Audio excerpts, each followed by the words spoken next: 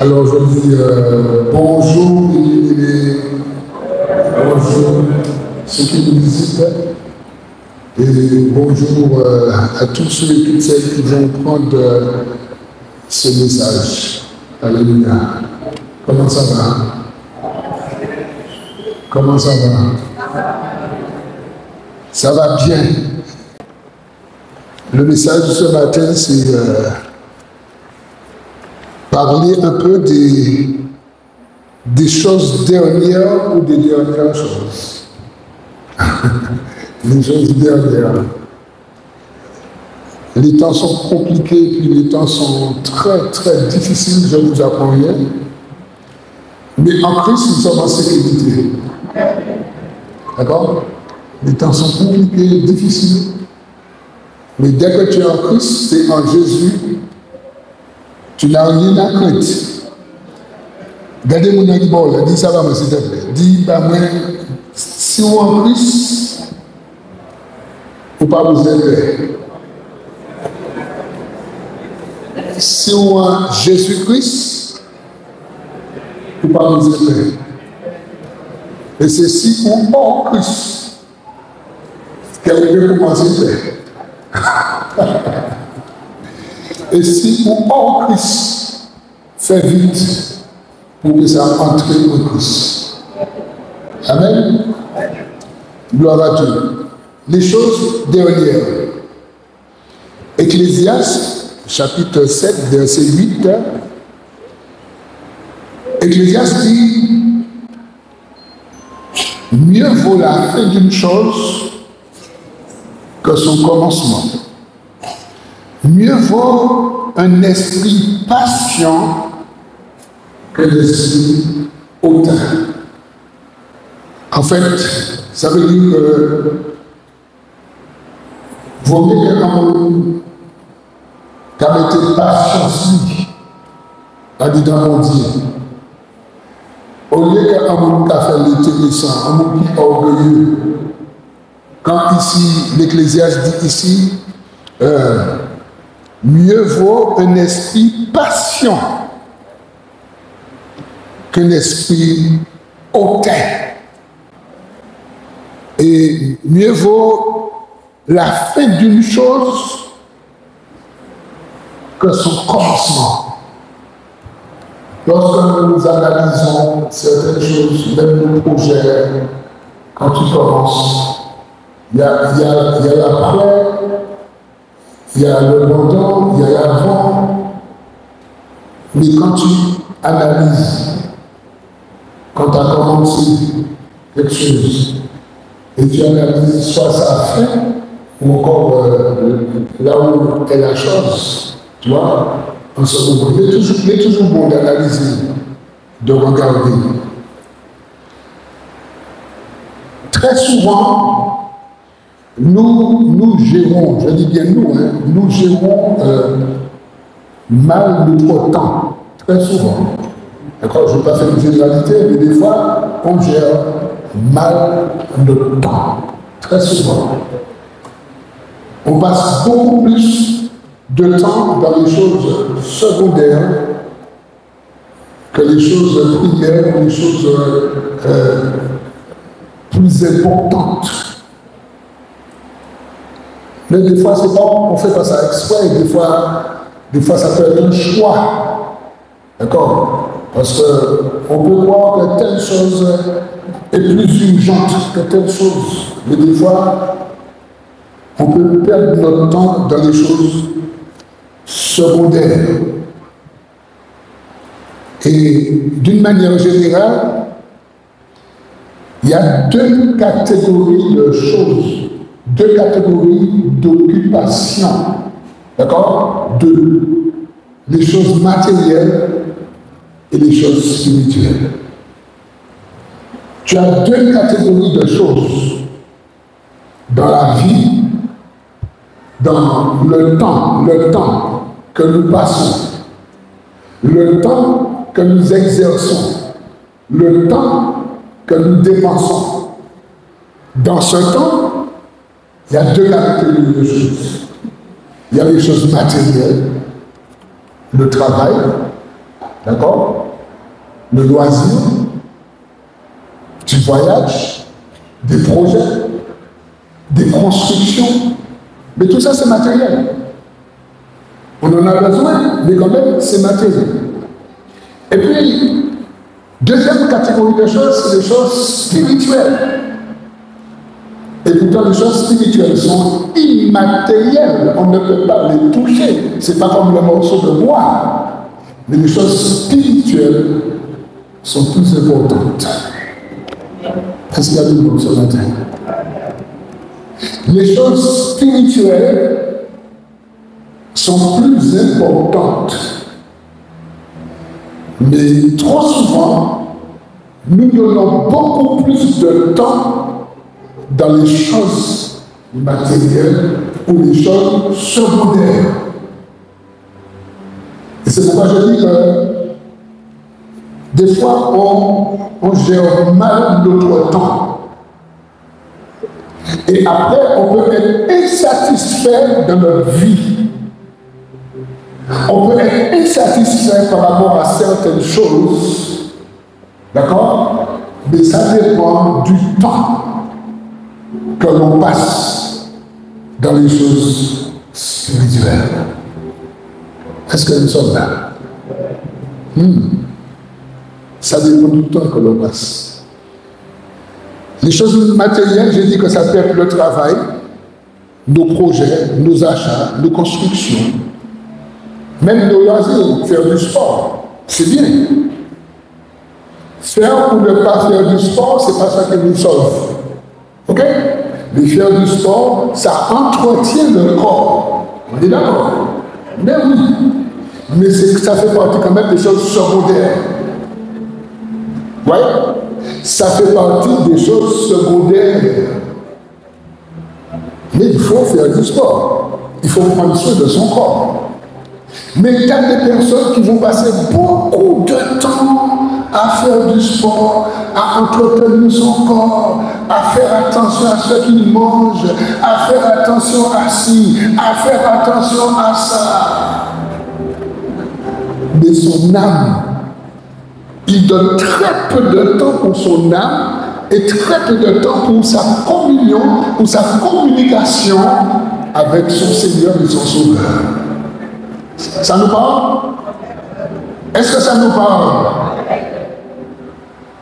Et en fait, c'est pour que chacun de nous, et moi le premier, que nous puissions analyser notre temps, nos journées, nos semaines, nos mois, et que Dieu nous fait grâce nos années. Le temps que nous passons, comment nous gérons ce temps? Comment nous distribuons ce temps que le Seigneur nous a donné? Alors que l'Ecclésiaste dit qu'il y a un temps pour chaque chose. Il y a un temps où on est jeune, il y a un temps où on commence à atteindre une certaine maturité, et il y a un temps où on est... Papa l'a dit, vieux. Mais oui, il faut un truc de niveau français, âgé, là, mais oui, mais il y a un temps où on devient vieux. Il y a un temps où tu sens que les os commencent à devenir durs. Là où tu étais droit, tu commences à devenir courbé. C'est vrai, c'est pas vrai. C'est vrai, on est pas bien. Il y a un temps. Mais ce qui est important, comment je vais gérer ce temps? C'est ça qui est important. Comment je le gère? Je fais quoi avec? Est-ce que je prends tout ce temps pour faire du shopping? Je n'ai pas dit de ne pas faire attention. Ne modifiez pas ma prédication. Bon. Mais il y a un temps pour chaque chose. 2 Pierre, chapitre 3, versets 10 à 12. On va voir ce que l'apôtre Pierre nous dit par rapport à ce temps, par rapport aux choses matérielles. 2 Pierre 3, 10-12, il est dit que le jour du Seigneur viendra comme un voleur. En ce jour, les cieux passeront avec fracas, les éléments embrasés se dissoudront, et la terre, avec les œuvres qu'elle renferme, sera quoi? Brûlée, consumée. Puisque donc toutes ces choses doivent se dissoudre, qu'elles ne doivent pas être la sainteté de votre conduite et votre piété. Verset 12.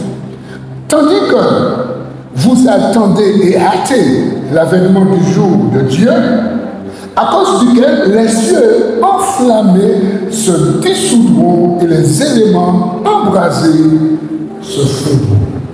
Tu vois, ici, Pierre est en train de nous dire que les choses secondaires pour lesquelles nous passons beaucoup de temps, qu'on soit chrétien ou pas chrétien, ça va se consumer, ça va disparaître. Est-ce que nous sommes là? Est-ce que nous sommes là?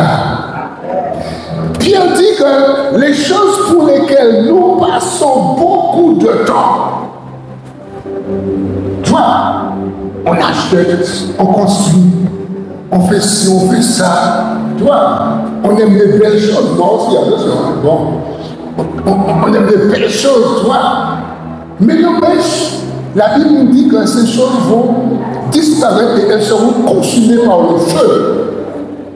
La belle maison que tu as vue là, les témoins de Jéhovah ont des difficultés à comprendre ça, à comprendre que tout ça, ça va disparaître. Mais la Bible dit, un moment viendra où tout cela va disparaître, c'est ce que nous venons de lire. Et puis, les choses spirituelles dont nous devons nous appliquer, les choses spirituelles dont nous devons poser un temps sérieux, un temps précieux, d'accord? Les choses spirituelles. Premièrement, la repentance. Je ne sais pas est-ce que tout le monde dans la salle est repenti. Je ne sais pas est-ce que tout le monde qui va regarder ce programme à travers YouTube ou autre est repenti, je ne sais pas. Mais la repentance fait partie des choses spirituelles. Et des choses dont l'homme doit prendre un temps pour le faire, parce que s'il ne le fait pas, il aura de graves problèmes de l'au-delà, de l'autre côté. Est-ce que nous sommes là? Les choses spirituelles, la repentance. Apprendre à connaître Dieu. Une fois qu'on est repenti, apprendre à connaître la personne qui nous a sauvés. Et pour connaître quelqu'un, il faut y passer du temps. C'est vrai ou c'est pas vrai? Ça fait combien de temps que je connais Jésus? 42, 43. 43? 43 que je connais Fanfan aussi. Et mon beaucoup connaît lui. Parce que tu apprends à connaître quelqu'un au fur et à mesure que les années passent, que tu apprécies la personne, que tu observes la personne, tu apprends à connaître la personne. Eh bien, les choses spirituelles, c'est la même chose. Apprendre à connaître Dieu, passer du temps avec Dieu. Mais des fois, nous préférons passer beaucoup plus de temps dans autre chose. Et des fois, nous sommes insatisfaits par rapport à notre relation avec Dieu. Nous sommes insatisfaits peut-être lorsque Dieu révèle des choses à quelqu'un et ne nous révèle pas. Mais il y a une communion, il y a quelque chose, il y a une communication, il y a un temps qu'il faut poser. Est-ce que nous sommes là? Les choses spirituelles, c'est aussi prier pour établir une bonne connexion avec Dieu. Prier pour, mais vraiment, aimer son prochain. Voilà une chose spirituelle qui n'est pas, on ne peut pas toucher.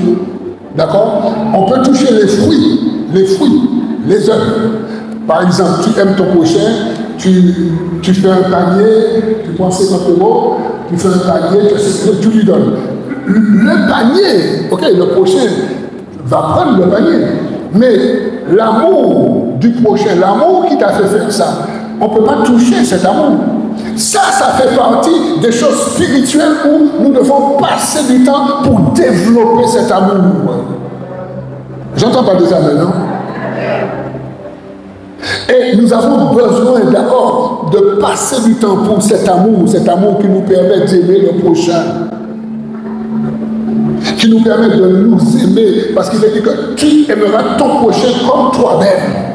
Mais des fois, comme on ne s'aime pas, on ne peut pas aimer son épouse, on ne peut pas aimer son époux, on ne peut pas aimer son prochain, on ne peut pas aimer son collègue, parce qu'on ne s'aime pas. Est-ce que nous sommes là? Ça veut dire qu'on a besoin de prendre du temps pour comprendre ce sujet important qu'est l'amour. Et si aujourd'hui dans notre société, mes amis, il y a tant de souffrance, c'est parce que l'amour fait défaut à l'homme. L'amour fait défaut à l'homme. Et c'est pourquoi on voit tant de misère, tant d'hécatombes, tant de choses. Mais nous qui avons le Christ, nous qui avons Jésus, nous pouvons manifester l'amour. Moi, j'entends un seul tout petit amen. J'ai dit que nous qui avons le Christ, nous pouvons manifester l'amour. Et si toutefois nous avons des difficultés, parce que ça arrive, que nous ayons des difficultés à manifester l'amour, ça arrive, d'accord? Eh bien, nous devons prier, demander au Seigneur cette capacité pour que je manifeste l'amour envers moi-même et envers le prochain. Ça fait partie des choses spirituelles dont nous passons trop peu de temps. Regardez mon proposé, je vais passer pour vous continuer. Je vais regarder avant. Mon qui bon là, derrière, on doit regarder un proposé. Et puis dis, bah, moi, s'il te plaît. Il faut qu'on passe beaucoup plus de temps à dans les choses spirituelles. Fais vite, fais vite, fais vite. Dis-moi ça, pas personne dit ça. Parlez bien, oui, parlez bien, dis ça. Dis à mon ça va, s'il te plaît. Dis passer plus de temps à dans les choses spirituelles que les choses matérielles. Gardez à mon dit, bah, ni en bonne gestion du temps. Abattez-nous l'église. Église, abattez-nous. Dis à mon gestion de temps. Amen. Amen. Aimer son prochain. L'amour, alors on va lire le Corinthiens 13. Les choses dernières. Le Corinthiens 13. On me dit maintenant. Verset 8 à 13. Verset 8 à 13. Déjà, premièrement, l'amour ne termine pas. Ok? Ici, Paul dit, la charité ne périt jamais. L'amour ne périt jamais. L'amour ne va jamais disparaître. Les choses dernières. Les prophéties prendront fin, les langues cesseront, la connaissance disparaîtra. Car nous connaissons en partie et nous prophétisons en partie. Mais quand ce qui est parfait sera venu, ce qui est partiel disparaîtra. Lorsque j'étais enfant, je parlais comme un enfant. Je pensais comme un enfant. Je raisonnais comme un enfant. Lorsque je suis devenu homme, j'ai fait disparaître de ce qui est de l'enfant, de ce qui était de l'enfant. Aujourd'hui, nous voyons au moyen de miroir, d'une manière obscure, mais alors nous verrons face à face. Aujourd'hui, je connais en partie, mais alors je connaîtrai comme j'ai été connu. Et le verset 13, il est dit maintenant donc, ces trois choses demeurent. Oui, ces trois choses demeurent. Et là, les trois choses dont Paul parle, il parle de choses spirituelles, tu vois, de choses spirituelles. Maintenant, ces trois choses demeurent. La foi, l'espérance et l'amour, ou la charité. D'accord? Il dit, mais la plus grande de ces choses, c'est l'amour. La foi va disparaître au moment. L'espérance parce qu'on n'aura plus à espérer, parce que nous serons avec notre doudou, avec un D majuscule, ok? Un D majuscule, ok? On sera avec Jésus. On n'aura plus besoin d'espérer. On n'aura plus besoin de foi. Mais l'amour toujours. L'amour au paradis toujours, toujours. Ah ouais. Ne peut pas vous prêcher. Ça nous révèle. Hein? Adorer, louer. Ne peut pas vous prêcher. Combat spirituel, fini. On va voir ça plus tard dans d'autres coins. Mais c'est pour ça que c'est très important pour nous, chers bien-aimés, de comprendre dans quel temps nous sommes et comment nous gérons notre temps. Comment je gère ce temps que Dieu m'a donné. Pour certaines personnes, c'est 90 ans, c'est 100 ans. D'autres personnes, c'est dans l'adolescence qu'elles partent. D'autres, c'est à côté, en demi-siècle, c'est 50 ans. Chacun a sa mesure de temps. Mais ce n'est pas la mesure de temps qui compte. C'est la qualité, la manière dont nous gérons ce temps qui est important. Est-ce que nous sommes là? C'est la manière dont nous gérons ce temps qui est important. Parce que tu peux vivre 100 ans et c'est 100 ans inutiles. 100 ans inutiles ou pas quand il est au moins c'est l'enfer qui t'a. Et l'homme qui a vécu 30 ans, 15 ans, et qui a Christ, tu te rends compte? Une fois que cette personne ferme ses yeux, elle est dans la félicité avec Jésus-Christ de Nazareth. En attendant la résurrection, on va voir ça tout à l'heure. Est-ce que nous sommes là? On m'a dit ça trop belle. La Bible nous dit dans 2 Corinthiens 5, 17, on le connaît, tout le monde le connaît. Si quelqu'un est en Christ, il est une nouvelle créature. Les choses anciennes sont passées, voici toutes choses sont devenues. La question que je vais vous poser par rapport au thème des choses dernières, quel Adam agit en toi? Quel Adam? Je parle du premier homme. Quel Adam agit en nous? Est-ce le premier ou le dernier? Question pour un champion ou pour une championne? Quel Adam? On va le lire dans 1 Corinthiens 15, 45. Là, c'est le deuxième Adam. Et on va lire aussi le premier Adam. 1 Corinthiens 15, 45. Alors, qu'est-ce que Paul dit? Il dit, c'est pourquoi il est écrit, le premier homme, Adam, devint une âme vivante.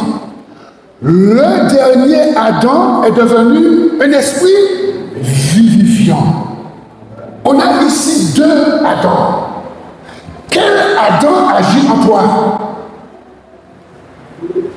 Le premier ou le dernier? Bon, allons voir le premier, comment il est venu sur terre. Genèse 2, 7. Genèse 2, 7, on nous dit que Dieu, l'Éternel Dieu, forma l'homme de la poussière de la terre. Il souffla dans ses narines un souffle de vie et l'homme devint un être vivant. Ça, c'est le premier Adam. Nous avons été faits de la poussière. C'est pourquoi nous allons retourner à la poussière. Tu vois, ça c'est le premier Adam. Et on sait qu'il a péché. Et il nous a tous mis dans le péché. Mais heureusement qu'il y a le second et le dernier Adam. Et dans ce qu'on a lu tout à l'heure, je reviens là-dedans dans 1 Corinthiens 15, 45, je reviens là-dedans. D'accord? Il est dit, c'est pourquoi il est écrit, le premier homme Adam devint une âme vivante, le dernier Adam est devenu un esprit vivifiant. Et le dernier Adam, Jésus-Christ de Nazareth, c'est lui qui nous donne la capacité de faire les choses par l'esprit. Parce qu'on nous dit que le dernier Adam est devenu un esprit vivifiant. Et c'est pourquoi que dans Galates, on peut lire Galates 5, 24-25, on peut le lire. Galates 5, 24-25, qu'est-ce qu'on nous dit? Ceux qui sont à Jésus-Christ, ça veut dire ceux qui sont repentis, ceux qui ont donné leur vie à Jésus, ceux qui sont convertis, mais ceux qui marchent selon l'esprit. Parce qu'on peut être repenti, converti, tout ce qu'on veut, et qu'on marche selon la chair. Ici, on nous dit, ceux qui sont à Jésus-Christ ont crucifié la chair avec ses passions et ses désirs. Verset 25, si nous vivons par l'Esprit, l'Esprit de Dieu, le Saint-Esprit, marchons aussi selon l'Esprit. Mais oui, est-ce que nous sommes là? Alors, donc ma question, quel Adam agit en nous? Le premier ou le dernier? J'ai pas entendu. Ah, le dernier. Ça veut dire que nous marchons par l'esprit. Ça veut dire que nous devons marcher par l'esprit. Ça veut dire que nous devons, d'accord, libérer cet Adam en nous pour que ce dernier Adam qui nous permet de marcher par l'esprit, nous devons le libérer, ne pas le coincer. Parce que des fois, il est coincé par la chair, il est coincé par nous-mêmes, il est coincé par notre vieille manière, il est coincé. Pardon, est-ce que nous sommes là? Des fois, il est coincé. Regarde, quelqu'un dit libère-le. Quelqu'un dit je le libère. Les choses dernières, le dernier Adam. Nous vivons les dernières heures. Est-ce que quelqu'un le sait? Nous vivons les dernières heures. Est-ce qu'il y a une personne qui sait qu'on est en train de vivre les dernières heures? Qui sait ça ou c'est pas ça? En tout cas, moi je le sais. Toi aussi, c'est bien. Nous vivons les dernières heures et à travers les dernières heures, il y a la dernière heure. À travers les dernières heures, il y a la dernière heure. Et c'est l'apôtre de l'amour qui nous en parle dans 1 Jean, le chapitre 2, première épître de Jean, deuxième chapitre, verset 18. Qu'est-ce qu'il nous dit? Petits enfants, c'est là, tu vois, nous vivons les dernières heures, mais dans ces derniers temps, il y a la dernière heure dont la Bible a parlé. Et ici, l'apôtre Jean dit, petits enfants, c'est la dernière heure. Et comme vous avez appris que l'Antéchrist vient, celui qui vient contre Christ et avant Christ, je l'ai déjà expliqué ici, anté, avant, anti, contre. Antéchrist, celui qui vient avant l'avènement de Christ, il est aussi l'antichrist parce qu'il est contre Christ. Et ici, l'apôtre de l'amour, l'apôtre Jean dit, petits enfants, c'est la dernière heure. Et comme vous avez appris que notre Christ vient, il y a maintenant quoi? Il y a quoi? Plusieurs antéchrists. Ça veut dire plusieurs esprits de démons, plusieurs esprits qui sont venus avant Christ, avant la venue de Christ. Pourquoi faire? Pour happer, pour choper, pour écarrer, oui, pour tout dire. Ceux et celles qui sont rachetés, et ceux et celles que le Seigneur veut racheter. Il y a un combat spirituel. Et ici, l'apôtre Jean est en train de nous dire, petits enfants, c'est la dernière heure. Et comme vous avez appris qu'un antéchrist vient, il y a maintenant plusieurs antéchrists par là. Nous connaissons que c'est la dernière heure. Et quand tu continues le passage, il te donne quelques éléments pour te montrer ce qui se passe à travers cette dernière heure. Des personnes qui étaient là, parce qu'après il dit que ces gens-là dont je parle, ils étaient avec nous, mais ils n'étaient pas, enfin ils étaient parmi nous, mais ils n'étaient pas avec nous. Vous avez des personnes qui viennent s'asseoir dans les assemblées.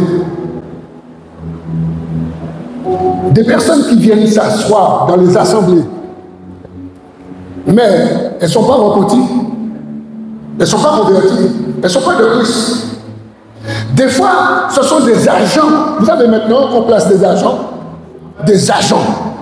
Il y a des agents qui s'infiltrent maintenant dans les assemblées. Et ces agents peuvent appartenir, je ne vais pas citer les noms, mais à plusieurs groupes. Pardon. À plusieurs groupes. Ces agents peuvent appartenir et qui viennent.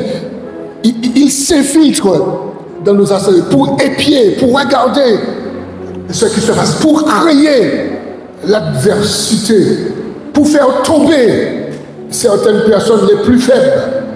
Ouais, des agents qui viennent, il faut faire attention. Il faut faire attention, il y a des agents qui viennent. Pas au moment, dans toutes les assemblées de Jésus-Christ, ils viennent pour faire tomber les faibles. D'accord? Mais nous, ça va fort, hein? Parce que Paul dit, toi qui te dis être fort, aie pitié de ceux qui sont faibles. Et de la compassion pour ceux que nous disons être faibles. Parce que c'est nous qui gagnons des fois les faibles, mais nous ne parlons plus de notre fonction. Est-ce que nous sommes là? Mais ici, l'apôtre Jean parle. Mais bien aimés, nous devons nous garder de l'apostasie. Parce que ce dont l'apôtre Jean parle, il parle de l'apostasie. L'apostasie, c'est le reniement de la foi chrétienne. L'apostasie, c'est l'abandon de la foi. C'est ça l'apostasie. Le païen, même s'il est apostate, mais on ne parle pas du païen, on parle de celui qui a commencé, puisqu'on parle des choses dernières, on parle de celui qui a commencé et qui va abandonner. Ça veut dire que quand on va analyser ses premiers pas et ses derniers pas, on verra qu'entre-temps que l'apostasie a frappé à la porte de son cœur. Est-ce que nous sommes là? Et c'est pourquoi ici, l'apôtre Jean est en train de nous avertir, de nous garder de l'apostasie. Il y a quelques signes de l'apostasie. Le refroidissement de la vie spirituelle. Et nous sommes arrivés dans un temps où vous avez des bien-aimés. D'abord, je dis bien des bien-aimés. Mais vous voyez que entre-temps, il y a un refroidissement. La chaleur qu'il y avait, la flamme que nous voyons qui dépassait à travers ce bien-aimé, eh bien, on ne voit plus cette flamme, on ne voit plus ce feu. Là où ce bien-aimé, rien ne l'arrêtait, il commence à se laisser arrêter. Il y a trop d'hypocrisie, il y a trop de ci, il y a trop de ça. Je suis passé, on m'a dit bonjour, on n'a pas fait attention de moi. Il y a un refroidissement, parce qu'avant ça ne te disait rien. Avant qu'on t'avait dit bonjour ou pas, tu étais branché, connecté. Maintenant un petit bonjour te fait rester chez toi. On ne me dit pas ça.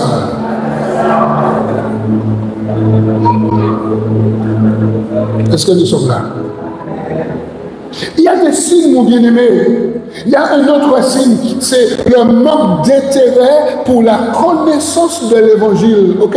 Le manque d'intérêt pour la connaissance de l'évangile. Des fois, on est plus branché, connecté pour les choses du monde. Des fois, on peut faire un récital comment je vais dire ça, des salaires des footballeurs, des salaires des sportifs, des salaires de ci. On connaît tous les sportifs. Ok? son transfert, où il habite, combien d'argent il a, combien de maisons il a, la dernière maison qu'il a achetée. Et puis on a en même temps un désintéressement pour la chose de l'évangile. Mon ami, c'est un signe de l'apostasie. Tu peux dire amen de ça? Est-ce que nous sommes là? Est-ce que ça va? Il y a des messages qui sont solides. Il y a des messages qui sont solides qu'on a besoin d'entendre pour rectifier. Attends, quelqu'un dit je rectifie le tir. Ouais. À un moment, il faut rectifier le tir. Dernièrement, je regarde un film avec un tireur d'élite. Le gars, bon, c'est un film, hein, mais il y a du vrai là-dedans. Pour ceux qui font du tir, il y en a ici. Le gars prend son temps. Il a une cible à atteindre, ok? Il y a combien de kilomètres? Mais il a du matériel pour ça. Il a du matériel qui rapproche la cible, ok? Et en même temps, ce matériel a une puissance qui va atteindre la cible. Le gars prend son temps là. Et quand il a bien, d'accord, immobilisé ce truc là, pour un film, hein? Et moi, la leçon que j'ai tirée, c'est ça. C'est ce côté, tu vois. C'est ce côté, parce que j'ai parlé de changer son fusil d'épaule d'abord. C'est ça, ce côté-là, ne pas rater la cible. Chacun de nous, mes bien-aimés, ne pas avoir une vie, j'allais dire, tout bonnement comme ça. On est en Christ, mais une vie tout bonnement, une vie qui traîne, non. Une vie debout en Christ. Ça ne veut pas dire qu'on ne peut pas avoir des problèmes, des faiblesses. Ça ne veut pas dire qu'on... Mais non, c'est pas ça que je suis en train de dire, d'accord. Mais je suis en train de parler de cette fermeté. Je suis en train de parler de ce désir d'excellence en Christ, d'accord. Et quand il y a ce désir, d'accord, il y a aussi la haine de la médiocrité. Et des fois la médiocrité, c'est pas, je ne vais pas dire qu'on aime ça. Mais on est là-dedans, ça ne nous dérange pas. Quelqu'un dit pas faire ça. On est là-dedans, mais des fois, bon, ça ne nous fait ni chaud ni froid. Mais non, ne fais pas ça. On recherche l'excellence. L'excellence, c'est très important. Encore un autre signe d'apostasie, l'apparition de l'immoralité et de l'impudence chez certains chrétiens. Je ne parle pas des païens, chez certains chrétiens qui commencent bien et quand tu les observes, tu vois qu'ils commencent à aller dans les choses impures, dans les choses sales, dans les choses mauvaises, dans l'impudicité et dans toutes sortes de choses. C'est un signe de l'apostasie. Ah, il n'y a pas beaucoup d'amen, hein? Ça fait rien. J'avais prêché quand même. Mon bien-aimé, nous sommes dans un temps compliqué, difficile. Ne rigolons pas avec la croix de Jésus. Ça a coûté la vie à Jésus. Jésus est resté mort 3 jours avant que Dieu le ressuscite. Ok? 3 jours. Bien qu'il avait dit avant de mourir, je donne ma vie, personne ne prend ma vie. Je donne comme je veux, je reprends quand je veux. Tel est l'ordre que j'ai reçu de mon Père. Et quand même il a fallu qu'il meure. Ah, il était bien mort, hein? Il n'a pas fait rôlement, hein? Comme vous savez, il y a eu beaucoup d'écrits, beaucoup de livres. On a parlé beaucoup hein, sur la mort de Jésus, qu'il a fait semblant, qu'on a remplacé, que c'était quelqu'un d'autre. Enfin, on a dit un tas de bêtises. Mais Jésus est vraiment mort. 3 jours. Et après, il dit ton tombeau n'a pas arrêté là. Il dit wesh, n'a pas arrêté là. Parce que l'heure était arrivée pour que le Père glorifie le Fils. Ça aussi c'est important. Ce sont des signes de l'apostasie. On va lire dans Hébreux chapitre 10, versets 24 à 27. On va voir que le risque que certaines personnes courent, certaines personnes qui connaissent le Seigneur et qui jouent, quel risque ils sont en train de prendre. Hébreux 10, 24, 27. Veillons les uns sur les autres pour nous exciter à la charité et aux bonnes œuvres. N'abandonnons pas notre assemblée comme c'est la coutume de quelques-uns, mais exhortons-nous réciproquement, et cela d'autant plus que vous ou que nous voyons approcher le jour. Car si nous péchons volontairement après avoir reçu la connaissance de la vérité, mon bien-aimé, prêche avec moi. À qui on s'adresse ici? À qui? Aux chrétiens. À des personnes qui sont rachetées. Des personnes qui ont la connaissance de la vérité. On n'est pas en train de parler à des païens. Non!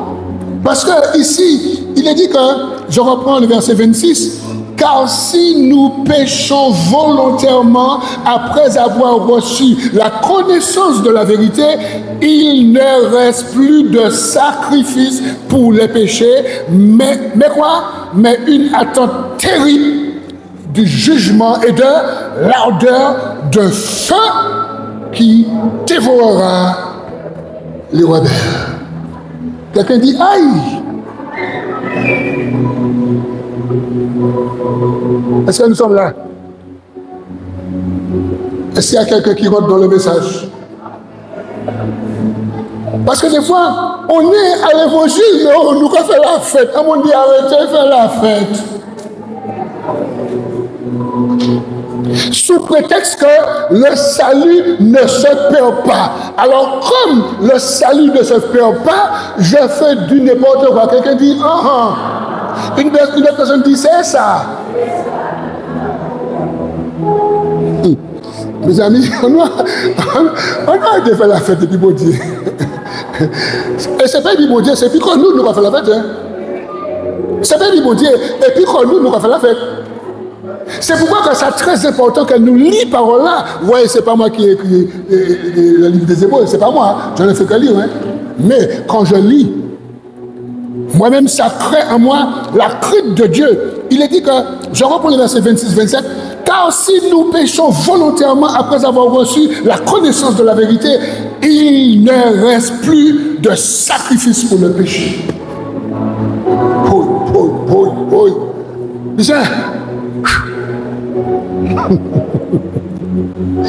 Mais il reste une attente terrible du jugement et de l'ardeur de feu qui dévorera les rebelles. Que le Seigneur nous donne à comprendre. Il y a aussi 1 Timothée chapitre 4 verset 1er. Et puis il y a Jude, je vais lire Jude. Alors 1 Timothée 4 1er, je vais lire Jude, les versets 1 à 4. Voilà. Jude, c'est un tout petit livre là, mais quelqu'un dit attention. Là-bas, mon ici, quelqu'un dit attention. Jude 1, regarde ce qu'il dit. Jude, serviteur de Jésus-Christ et frère de Jacques, à ceux qui ont été appelés, qui sont aimés en Dieu, le Père, et gardés pour Jésus-Christ. Que la miséricorde, la paix et la charité vous soient multipliées. Verset 3. Bien-aimés, comme je désirais vivement vous écrire au sujet de notre salut commun, je me suis senti obligé de le faire afin de vous exhorter à combattre pour la foi qui a été transmise aux saints une fois pour toutes. Verset 4. Car il s'est glissé parmi vous certains hommes dont la condamnation est écrite depuis longtemps, des impies qui changent la grâce de notre Dieu en dissolution et qui renient notre seul Maître et Seigneur, Jésus-Christ. Je vous invite à lire tout Jude, lisez le reste. Voilà. Juste ici, il exhorte, il dit attention. Dans l'église de Jésus-Christ, il y en a qui ils ont glissé, ils sont rentrés. Et puis ils font du dégât. C'est pourquoi il y en a qui tombent. Ceux qui manquent de vigilance. Ceux qui manquent de discernement. Ceux qui manquent d'amour pour la vérité. Il y en a qui tombent. Et le Seigneur nous aime.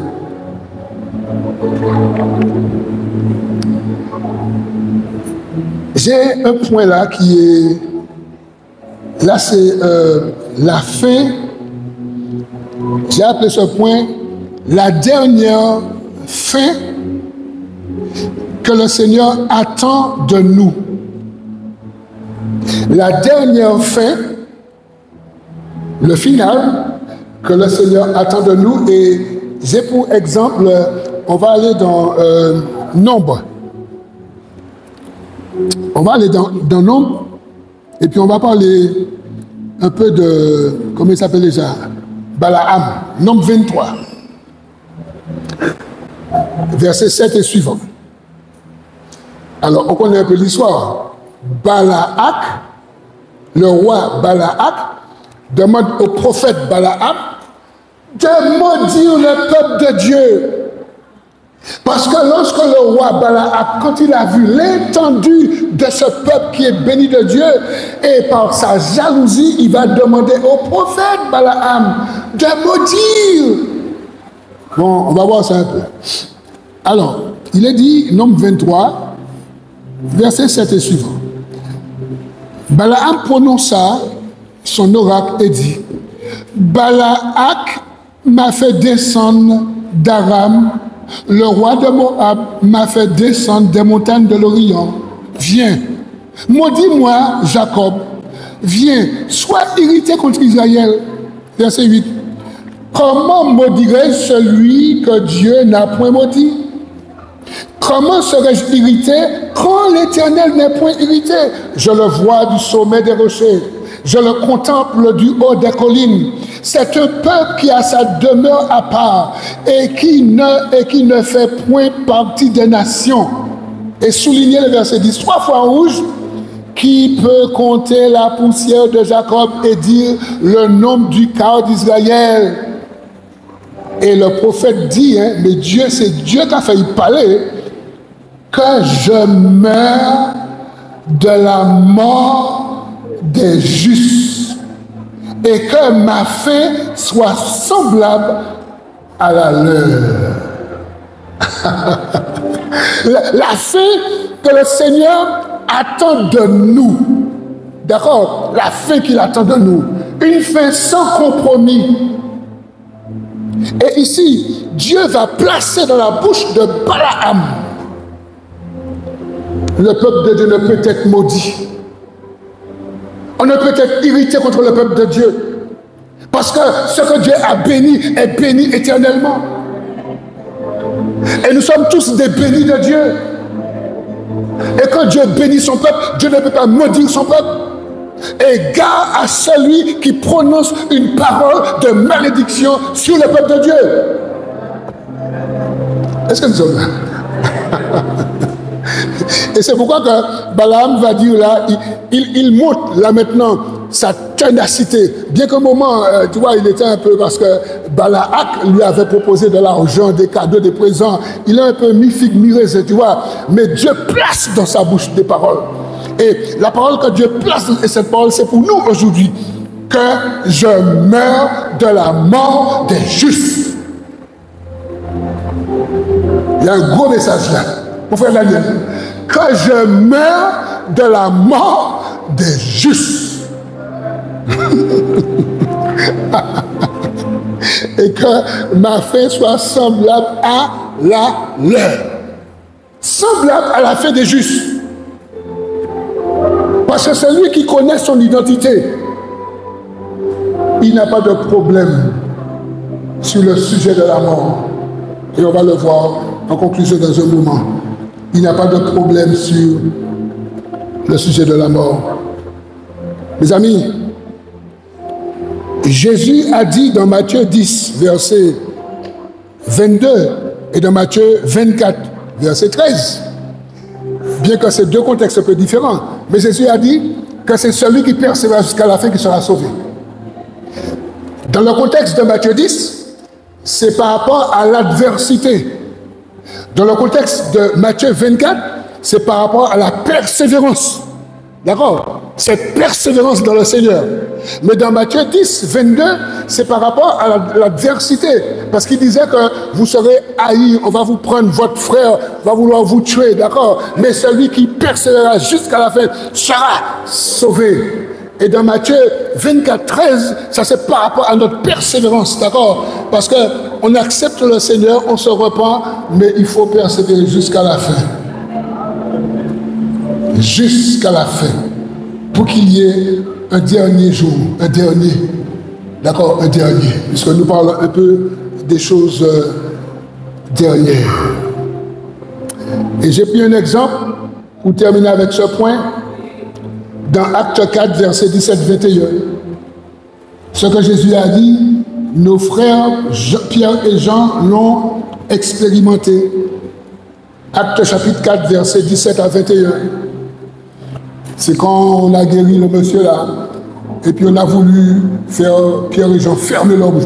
Nous pas les autres parler des boucles là, tu vois. Bon, il a dit, mais afin que la chose ne se répande pas davantage parmi le peuple, défendons-leur avec menace de parler désormais à qui que ce soit de ce nom-là, du nom de Jésus.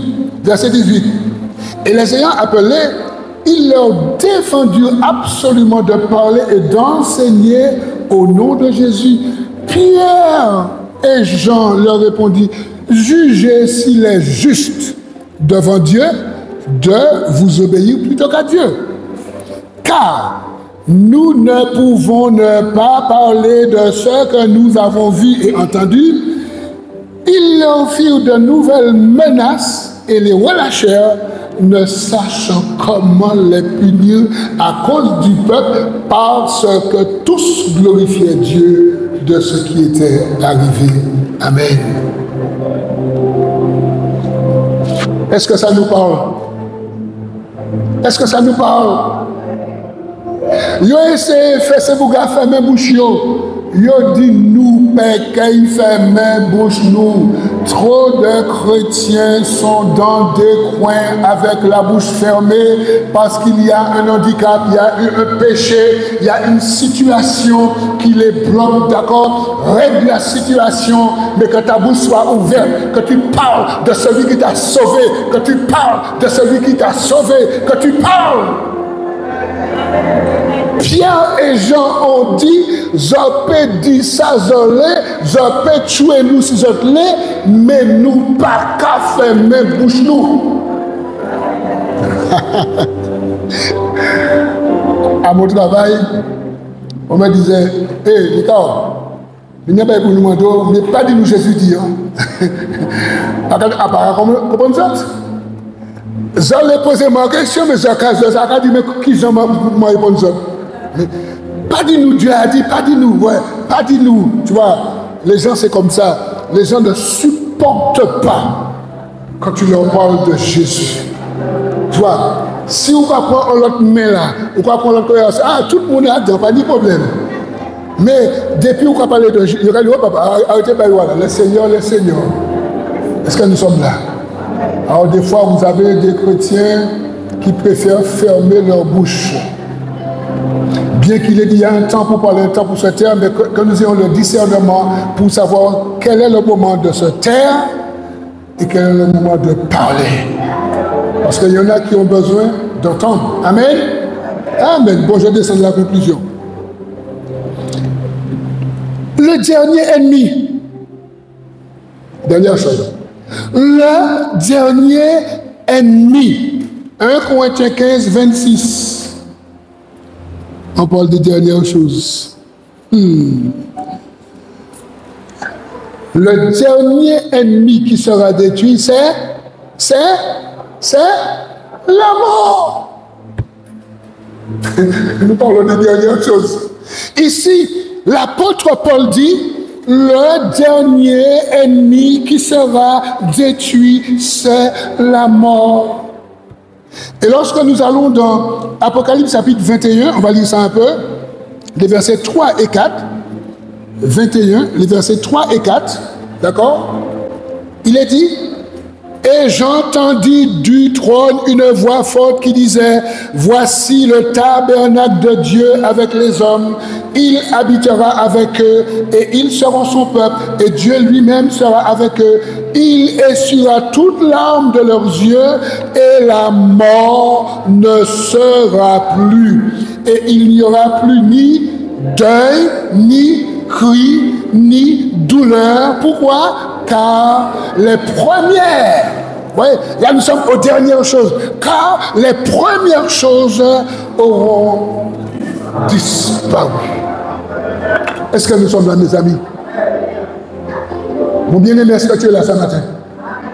Est-ce que tu rentres dans le message? Est-ce qu'il te fortifie? Est-ce qu'il te fait du bien ce message? Ça veut dire que lorsque nos bien-aimés meurent, nous sommes tristes et c'est normal parce qu'on aime bien être en compagnie de nos bien-aimés. Mais le bien-aimé qui est mort en Christ, il est bien. Le frère, le bien-aimé qui était dans cette assemblée et qui nous ont devancés, ils sont tous bien, ceux qui sont morts en Christ. Parce qu'il est dit que là-haut, il n'y a pas de cimetière. Il n'y a pas de pompe funèbre, il n'y a pas de service funèbre. Ok? Il n'y a pas de cri, il n'y a pas de douleur, il n'y a pas de deuil, il n'y a pas de mort. C'est pourquoi il est important pour quelqu'un de donner sa vie à Jésus. Parce que nous allons tous mourir un jour. Mais il faut bien mourir en Christ comme mourir sans Christ. 1 Thessaloniciens, là on était, le dernier ennemi c'est la mort. Apocalypse 14, 13, on le connaît. Bienheureux dès maintenant les morts qui meurent en Christ. Jean 11, 25, je suis la résurrection et la vie. Celui qui croit en moi, même quand il va mourir, il va vivre. D'accord? Bon. Là maintenant, on va voir la dernière. Ça veut dire quoi? Trompette! C'est pas grave, ça. Abraham joué trompette, mais c'est trompette. 1 Corinthiens 15, les versets 51 et 52. La dernière trompette. 51 et 52. Voilà ce que dit notre frère Pierre. Voici, je vous dis un mystère. Nous ne mourrons pas tous, mais tous, nous serons changés. Mes amis, quel message? Quel message là maintenant là, d'accord? Mais tous nous serons changés en un instant, en un clin d'œil, à la dernière trompette. Mes amis, après cette trompette, aucune trompette ne sonne. Ça sera la dernière.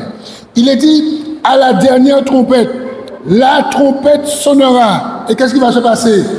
Et les morts ressusciteront incorruptibles. Et nous quoi? Nous serons changés. Quelle grâce! Je voudrais dire à quelqu'un, je ne sais pas ce que tout le monde a cru, je ne sais pas ce que tout le monde est sauvé, je ne sais pas ce que tout le monde est repenti. Mais je voudrais dire à quelqu'un, quand tu es repenti, quand tu es converti, quand tu as Christ dans ta vie, tu n'as pas peur de mourir. Tu ne vas pas chercher à te tuer, mais tu n'as pas peur de mourir. Parce que tu sais que le jour où la mort intervient dans ta vie, tu sais que la résurrection du corps va intervenir aussi un jour. Le jour où la dernière trompette va trompeter, ok, où les morts en Christ vont être ressuscités et les vivants qui seront présents vont être changés dans un corps glorieux. Ah, attends, regardez fort là, regardez mon encore causé. Regardez mon nom, dit, fout sa belle. Ouais, fout sa belle. Mon bien-aimé, c'est beau, c'est joli, ça fait du bien, mon bien-aimé. C'est pourquoi on a intérêt de rester attaché au Christ. Que le Seigneur vraiment, mes bien-aimés, que le Seigneur nous fasse du bien. On a vraiment besoin. On a commencé par vaut mieux la fin d'une chose que son commencement. Vaut mieux la fin d'une chose. Parce que quand tu commences, tu galères. Tu galères. Quand tu donnes ta vie à Jésus, tu galères. Hier, je parlais avec une personne qui a donné sa vie à Jésus. Je l'encourageais, une dame. Elle me dit, frère, c'est difficile. Dès que j'ai donné ma vie à Jésus, c'est épreuve, c'est chaud, c'est difficile. Parce qu'elle vient de donner sa vie à Jésus et elle est en train de découvrir des choses. Je lui dis, ma soeur, lâche tes cheveux, arrête de te stresser, arrête. Mais elle me dit, mais frère, tu dis ça, mais, parce que quand elle lit la parole, elle voit les recommandations. Elle me dit, c'est dur. Je dis, c'est pas dur. Dès que tu aimes, rien n'est dur. Là où on femme, ou quand se dit tel côté, ou quand monter à pied tel côté, ou quand se fatigué, ou quand se dit qu'on femme. Pourquoi? Parce que c'est vrai ou c'est pas vrai? Mes amis, l'amour c'est ça. Alors si tu as l'amour pour Dieu, rien n'est compliqué, rien n'est difficile. Pourquoi? Parce que tu aimes. On va lire Jean 12, 48, mes amis. Ici, c'est Jésus qui parle. Écoutons ce que Jésus dit. Jésus dit, celui qui me rejette et qui ne reçoit pas mes paroles à son juge, la parole que j'ai annoncée, c'est elle qui le jugera au premier jour. Pardon. Au dernier jour.